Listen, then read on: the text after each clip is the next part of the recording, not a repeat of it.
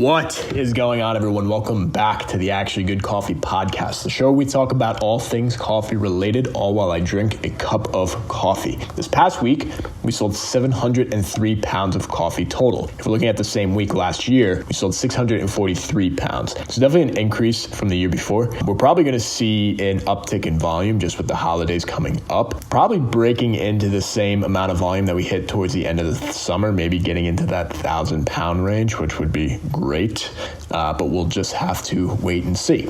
This week's episode is a little bit different. I recently sat down with Mike Ward from Royal Coffee New York. He's a coffee trader and importer. We talked about different topics like the C market, coffee certifications, consumer trends. I uploaded the full interview to our school community, which you can join for free and check it out there. But I clipped it a little bit and included this one segment that I thought might be interesting to all of you. We're just trying to test some new things out, see what you guys think. If you like it, great. Let me know. If you hate it, also great. Let me know. I want to know what you guys are actually interested in and would prefer to listen to. I don't want to just be doing things that none of you are interested in, obviously. So without further ado, let's get into today's episode. I guess, could you provide everyone with like a second grade description of what the C market is? Is it like coffee futures? How does it work? Why is it important? What news has really moved the needle 10 years ago compared to now?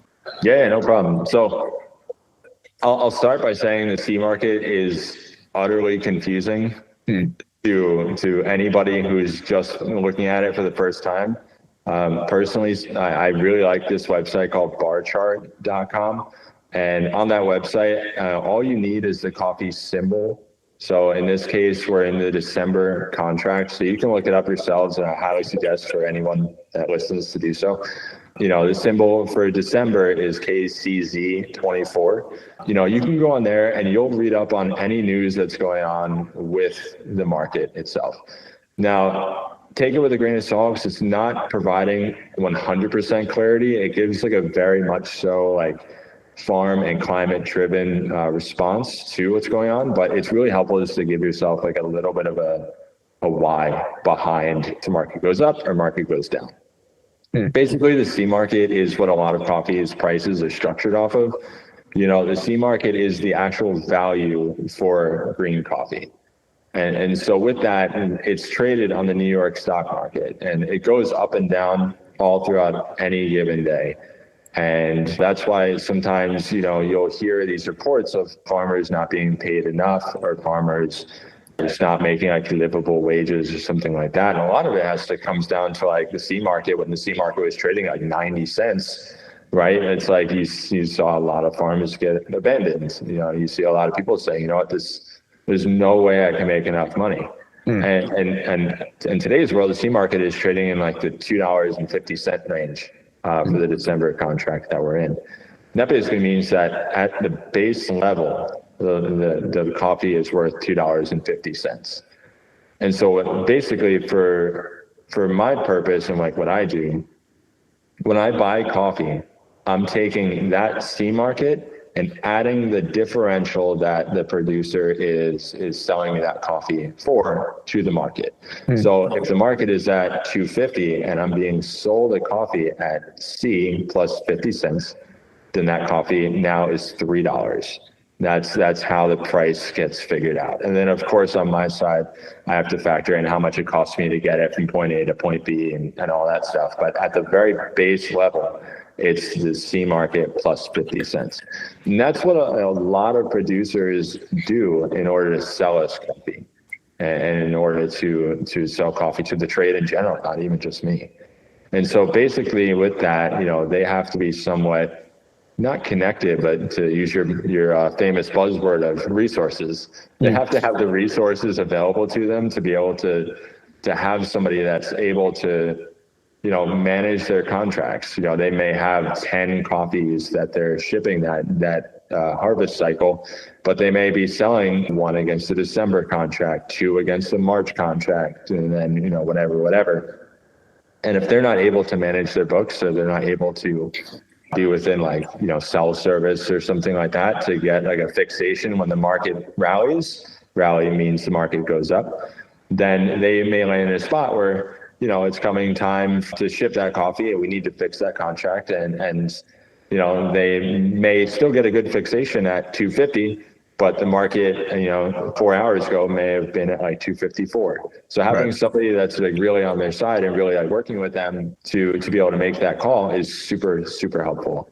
And so a lot of times, for us, as far as the C market goes, I mean, I don't decide anybody's price. Like I don't tell anybody, the market's at 250, 255, 260, anything like that. But if I know that it's rallying, I definitely stay in contact with the people that I work with. And, I may ask them like, hey, you have like 6 contracts that are unfixed right now. And, we may have a record high day, which, I mean, who knows, but may have like a record high day, let's say like $3 or something like that. I'd be like, hey, you know what? You have like 6 contracts open right now. Do you need me to do anything? Like, do you need like my help at all? Right. And if the answer is yes, like, okay, well, let me know what you want to do. And, we'll make it work on this side. And once we do that, we're basically establishing the price for that supplier, for that exporter, for that producer at that point in time. I'm never deciding the price for them. I'm never telling them, this is all that I'll pay, or, I'm going to haggle, nickel and dime you, or like haggle you down, like ever. But what does happen is if I'm buying a coffee again at 50 cents and the market's at 254 and a producer calls to fix their contract, then they're getting paid 304 at that point because it's C plus 50 cents. So. Right. And does it Royal? I hope that kind of explains like somewhat in some way, shape or form. Yeah, I think so. I think from what I'm getting, if I could even dumb it down even more, essentially there's just a base price for all coffee. It has to cost at least this amount. The C market is essentially the stock ticker prices, setting that price on a daily basis.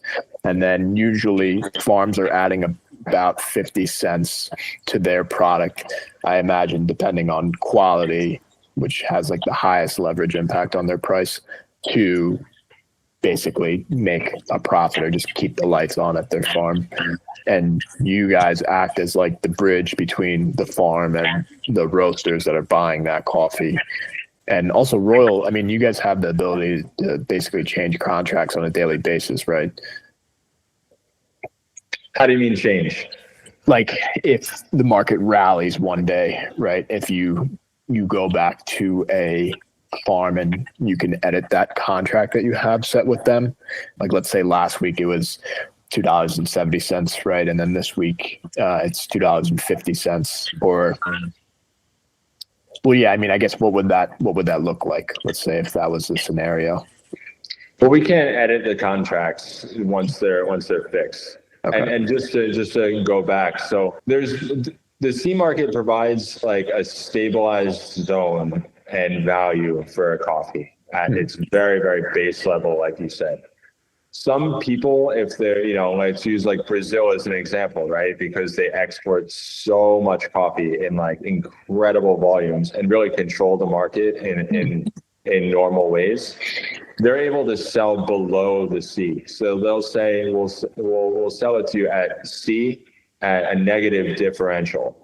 Right. And so it'll be C like plus -10 or something like that, just because they have so much coffee that they're willing to take a little bit of a price cut because they'll make it up by way of volume.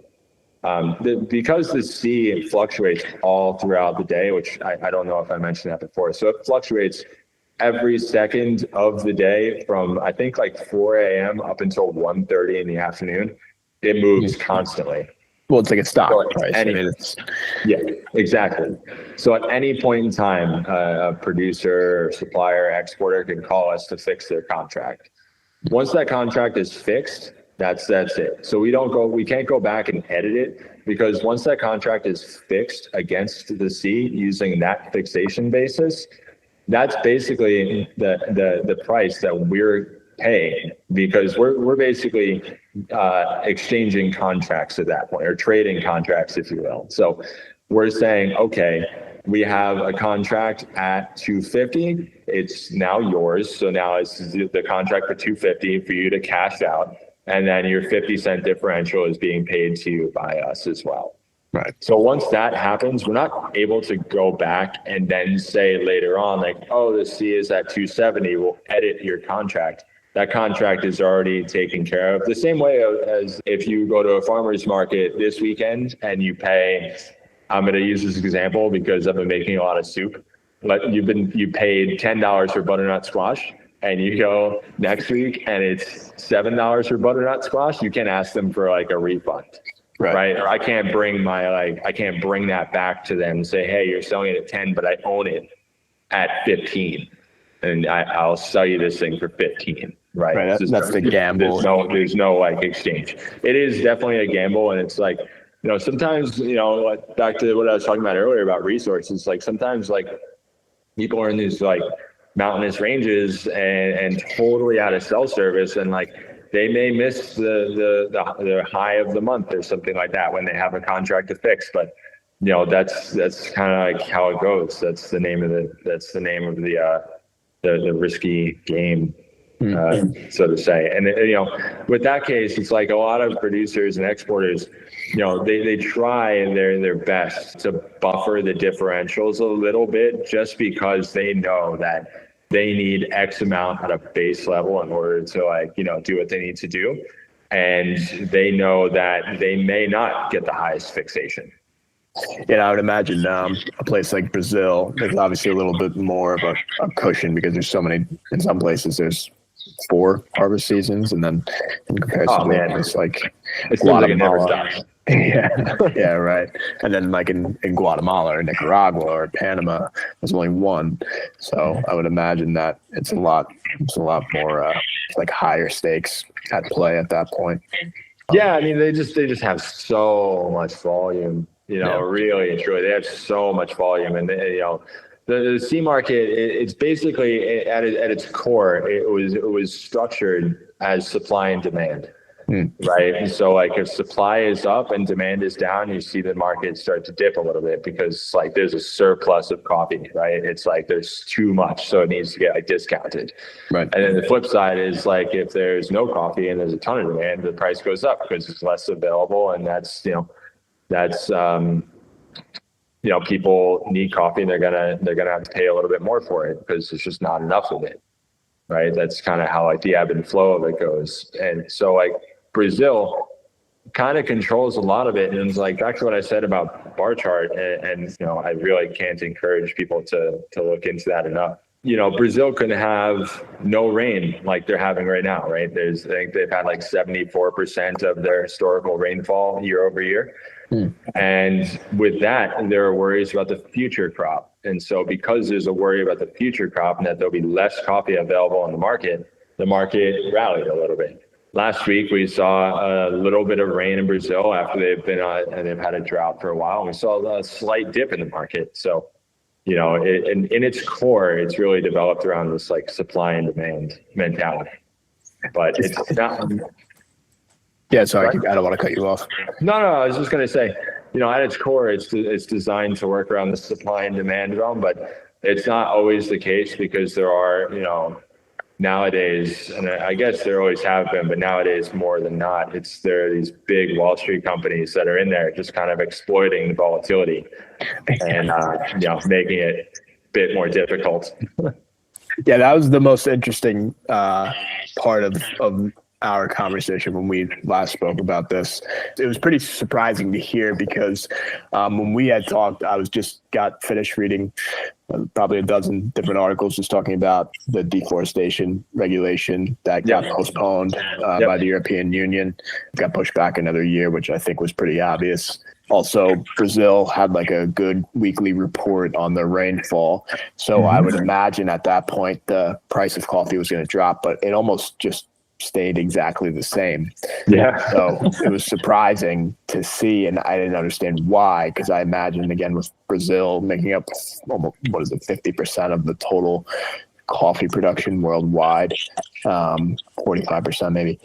I would imagine that would have a much larger effect on the stock or the price of coffee. Oh man, you would think. You would hope. I wish I had like a deeper explanation of like why or what really like what's actually going on, but it's really like the same way you can go and buy was that GameStop? Remember you can buy GameStop stock value? Yeah. Same way you can go and buy GameStop on like Robinhood, right? You can go and buy a coffee future. It costs a lot of money, but if you have enough money to make it happen, you can go and do it. Wall Street is really it's been involved for like a long time, probably since the beginning, if I had to guess. But I mean, fact check me on that because I really don't know, and I don't want to speak too much out of turn. But they use it the same way as they use anything else, right? They look at the technical side of it. They look at, is it possible for us to make money here? Can we take people's 401ks and invest a little bit into coffee, and like, will that get them a return? Can it get us, not Royal, but like, can it get like me as a Wall Street, company? Can it get me a good return at the end of the year? And, at a certain level it can, because at a certain level you can buy up enough contracts to kind of offset the fundamentals of it, the supply and demand, and you can create like a false shortage, create a false surplus to make it go up or down, however you so choose. But that's why, when Brazil got rain, and it hadn't rained in a while, like you were saying, it's like you were reading the reports that it was positive. Things really didn't move. Nothing really changed. And we looked at it the same way you did. We're like, come on. Right. Some people relief, because again, like I said in the beginning, I have like a dual role, right? So like I work with producers all around the world, and I also work with roasters. And because we do that trade of contracts, like I said, we own these coffees at C plus that differential. That producer got paid, right? So they got their contract for $250. They have their differential that got paid out to them. So they're smooth sailing. They're all paid up. They're good. We own our coffee at that differential plus the C again, because we hedge it that way. It stays at a fair price, and it's never, we don't never own anything at like $7 per pound and force people to pay $7 a pound or something like that. So when the market rallies, it's like, it doesn't help us at all, because we're looking at it like, oh man, like I have this awesome Honduran natural coffee that we own in a differential, and like I know Jack's really gonna want it, but it's also like $5 a pound because I own it at a $250 differential, and the market's at $250 right now. And so for this thing to be like at like a good price for Jack's company to use this in like wholesale, you're gonna need the market to come off at like 10-15 cents or something like that. And that way, he can buy it and he can make money himself, and kind of like keep the business going and support that contract and that customer. Right. You're like good cop and bad cop at the same time, essentially. I would hope that I'm good cop.